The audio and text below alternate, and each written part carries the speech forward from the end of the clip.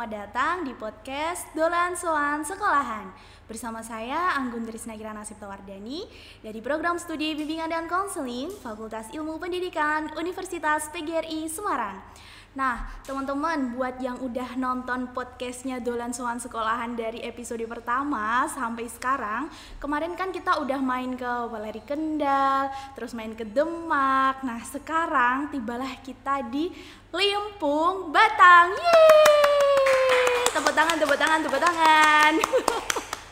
Oke, asik banget tadi menempuh perjalanan dari Semarang ke Limpung dan tepatnya kita sekarang ada di SMK Ma'arif NU 1 Limpung dan bersama yang di depan saya yang sangat cantik sekali ada Kak Dea. Halo. Hai Kak Anggun. Oke, terima kasih Kak Dea sudah meluangkan waktunya. Ya. Kita ngobrol-ngobrol di sini, ngobrol asyik tapi edukatif. Oke? Oke. Oke, jadi sebelum kita lanjut lebih dalam, Kak Dia bisa perkenalan diri dulu ke teman-teman. Boleh namanya atau hobinya, apa kesibukannya sekarang, bebas pokoknya apa aja boleh, silakan.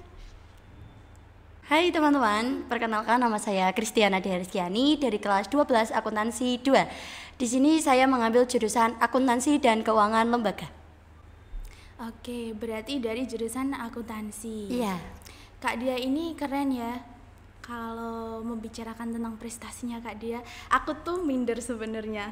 Kenapa? Karena guys, Kak Dia ini adalah juara 1 lomba debat. Wow. Jadi for your information, aku dulu juga pernah lomba debat, tapi tersingkirkan di tahap penyisihan. Nah sekarang kan ada Kak Dia nih, jadi kita juga mau tahu nih bagaimanakah usaha Kak Dia bisa sampai juara 1 lomba debat. Oke, jadi lomba debat itu dilaksanakan dalam kompetensi Aswajayot Cap Kabupaten Batang tahun 2023, tepatnya di Desa Silurah, Wonotunggal. Nah, untuk lomba debat itu awalnya di babak penyisihan itu ada kurang lebih 11 peserta, itu diselisih 8 itu lewat jalur presentasi, Kak. Jadi awalnya itu kita belum debat, kita masih presentasi, kemudian dipilih 8 besar dan akhirnya kita masuk ke lomba debatnya. Nah, setelah masuk ke lomba debat, kita nggak nyangka juga bisa sampai ke final karena dilihat dari kemampuan-kemampuan sekolah lain itu juga sama-sama hebat, juga sama-sama mereka itu berbicara sangat-sangat bagus di depan gitu. Itu Kak. Tapi buktinya jadi juara loh. Tadi kan bilangnya sekolah-sekolah lain, wah gini-gini. Iya, pas awalnya itu juga pas pertama yang lain debat itu juga rasanya tuh apa bisa jadi juara ya teman-teman kok pada bagus-bagus. Tapi karena rasa pede terus kita intinya kita kuasai panggung di situ seakan-akan ya kita di situ argumennya kita itu yang paling bisa diterima oleh teman-teman gitu. Jadi nanti pas debat itu sebisa mungkin biar teman-teman tuh kepengaruh sama argumen kita gitu. Jadi karena kepedean jadi akhirnya mengalir terbawa ke sampai final gitu Kak. Baru dia main gini aja aku udah deg-degan loh. Aku jangan didebat ya Kak. Iya. Enggak ada. Aku takut. Kita tanya jawab aja. Oh iya dong, kita santai-santai aja. Nah, pada saat mengikuti lomba debat itu pastinya Kak Dia menemukan kesulitan. Pastinya ada. Pastinya. Terus gimana nih caranya mengatasi kesulitan itu? Kesulitannya tuh kadang namanya juga kita ngomong di depan juri juga, terus kita adu lawan juga, itu kan nanti pastinya bakal ngeblank ya otaknya tuh. Tiba-tiba ngeblank itu susah, tapi karena kita itu tim, terus kerja sama kita juga udah bangun dari awal, jadi teman-teman tim saya yang kalau saya pas lagi ngeblank itu kita bantu. Jadi kita misal kok udah diem, udah aduh ini hilang ini yang mau diomongin apa, itu nanti timnya kita itu bantuin. Jadi nanti kita oh iya kita mau ngobrol ini, kita mau mengargumentasikan hal ini, nanti akhirnya berlanjut lagi gitu.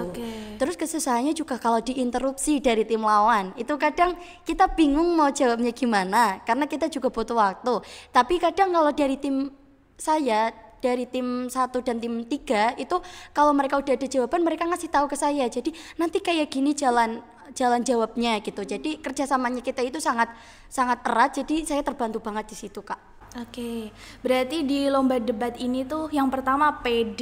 Iya, yang pertama PD, terus kita kuasai panggung di situ. Terus kita yakin sama argumen kita, kalau argumen kita itu bisa diterima oleh semua pihak. Yakin, yang penting yakin sih. Iya, yang penting yakin dulu. Terus karena tadi tim ada berapa orang? 3 orang, jadi 3 orang itu harus saling maksudnya kalau misalnya satu ngeblank ingetin, jawabnya apa langsung kasih tahu dulu. Kepekaan juga butuh sih di situ. Iya, butuh latihan berapa lama itu? Kurang lebih kita ada 2 mingguan latihan. Itu termasuk cepet tuh, Iya. Kak. Keren sih. Gimana perasaannya pas dapet juara 1 selain seneng? Bangga juga ya pastinya sama diri sendiri juga. Masih nggak nyangka, tapi ya itu takdirnya karena udah kerja sama tim yang erat, itu bisa membawa tim kita jadi juara 1. Takdir yang bahagia. Iya. Oke, Kak Dea keren banget. Nah, dari perlombaan debat yang diikuti oleh Kak Dea itu tujuan yang ingin Kak Dea dapatkan selain kita jadi punya kemampuan public speak, selain itu apa? Menambah pengalaman juga, terus kayak di situ nantinya kita bakal punya prinsip kalau kita udah ada argumen di situ. Jadi kalau kita ada di argumen ini, ya udah prinsip kita ini, jalannya kita di argumen itu. Jadi kita nggak akan kebawa ke argumen orang lain. Teguh pada pendirian. Iya, betul. Salah satu yang didapatkan dari lomba debat itu ya. Iya, teguh pendirian. Jadi kita nggak gampang kepancing sama orang lain. Kita teguh di prinsip kita. Ya, punya prinsip. Oke, kemudian ada lagi nih. Denger-denger nih, widih. Kak Dia ini juara kelas. Wow. Diakui saja, jujur saja. Nah, Kak Dia ini kan juara kelas. Pasti kalau ada seorang juara kelas tuh pertanyaan yang nomor 1 diucapkan atau ditanyakan ke Kak Dia, gimana sih caranya belajar biar bisa jadi juara kelas? Ya itu pasti pertanyaan itu selalu muncul kalau sama bintang kelas ya. Tapi kalau dari saya sendiri tipsnya tuh kita belajar sesuai waktunya kita. Jadi kita nggak usah 1 hari full harus belajar, harus paham ini itu enggak. Kalau kita udah capek ya kita istirahat dulu, kita nge-freshin otak dulu biar fresh gitu kan, nanti baru kita belajar lagi. Terus kalau di sekolah waktunya belajar ya kita maksimalkan untuk belajar. Baru kalau ada waktu senggang baru kita bisa main, kita bisa scroll TikTok mungkin kan kalau zaman sekarang ya gitu. Kalau Kak Dia ini maaf ya kalau aku sendiri kalau lagi sosmedan Ria itu tuh suka lupa waktu. Kadang kayak wah baru sejam nggak apa-apa, tiba-tiba udah 3 jam itu cuman TikTok aja. Kak Dia gitu juga nggak? Iya, sama ternyata. Tapi kita juga dari awal kita teguhin ke diri sendiri, kita bilang, maksudnya kita ngobrol sama diri sendiri, aku mau mainan HP 1 jam aja, mungkin setengah jam aja, habis itu kita harus belajar. Nah kalau misal udah 1 jam, mungkin itu bakal muncul rasa malas, tapi di situ kembali lagi kalau rasa malas itu selalu ditahan, itu akan merugikan diri sendiri gitu. Oke. Nah terus caranya ngusir rasa malesnya kalau habis scroll itu, terus aku harus kembali belajar nih. Nah, gimana caranya dari Kak Dia sendiri? Kalau dari saya sih mikir ke depannya, maksudnya kita malas, terus kita turuti malas kita, itu dampak buruknya itu lebih banyak daripada dampak positifnya. Nah dari hal itu mungkin kalau dari saya itu bakal jadi apa ya, kayak sebuah acuan biar kita tuh nggak terlalu males, karena kalau males tuh dampak negatifnya tuh banyak ke diri kita. Waktunya kita istirahat malah nanti kita harus belajar dulu, terus waktunya kita mungkin kita main, kita belum belajar, mungkin waktunya kita belajar, kita belum bersih-bersih rumah gitu. Kalau malasnya ditahan-tahan terus.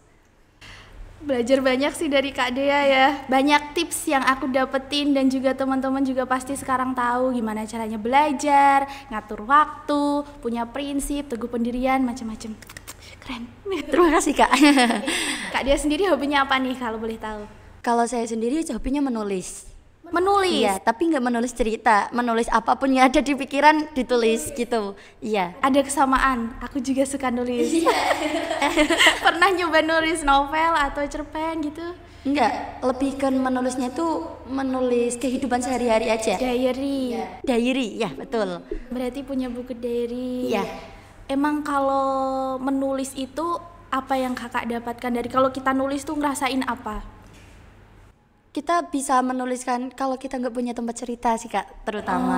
Kalau kita nggak punya tempat cerita, mungkin kita bisa nulis di buku, terus kayak apa yang kita pikirkan kita itu utarakan dalam tulisan kita gitu. Oke, baik-baik. Kalau ya jadi kayak teman cerita ya. Nah, ini nanti setelah ini Kak Dia boleh cerita ke aku juga ke teman-teman Lab BK Ugris, karena kita juga sedang belajar gimana caranya jadi pendengar yang baik gitu. Oke ya. Terima kasih Kak. Oke, terima kasih kembali. Siapa lagi ya Kak? Apa ya? Ikut ekstrakurikuler gak di sana? Iya, ikut. Apa itu? Kebetulan saya ikut bimbingan komisariat, kemudian pramuka, kemudian PMR, dan ikut PKS juga. PKS itu? Patroli keamanan sekolah. Oh, tugasnya berarti? Yang ngatur jalan biasanya bantuin Pak Satpam gitu. Oh, pas bantu nyebrang anak-anak. Banyak sekali, nggak capek ikut ekstra banyak banget? Capek jujur, tapi enak, banyak nilai plusnya gitu. Nambah teman, nambah pengalaman itu plus banget.